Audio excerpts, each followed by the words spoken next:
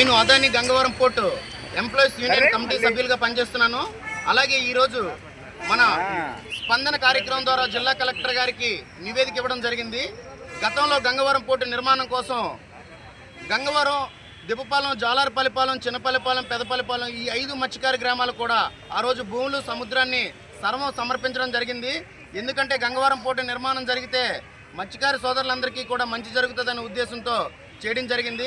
ఆ ఉద్యోగాల నిమిత్తంలో గతంలో జరిగిన నిరవధిక నిరసనల కార్యక్రమంగా 499 ఉద్యోగాల్ని తొలగించడం జరిగింది.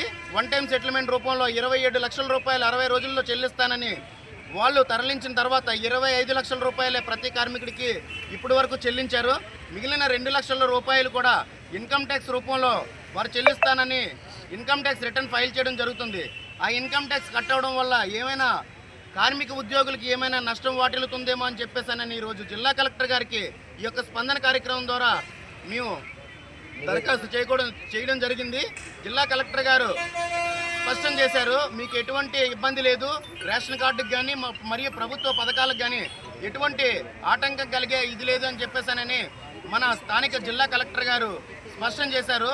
అందువలన మేము ఇదే విషయాన్ని కార్మిక కుటుంబాలకి మరియు నిర్వాసిత మత్స్యకార గ్రామాలకు కూడా తెలియజేయాలనే ఒక ఉద్దేశంతో మేము ఈ కార్యక్రమం చేపట్టడం జరిగింది. నమస్తే, జై హింద్.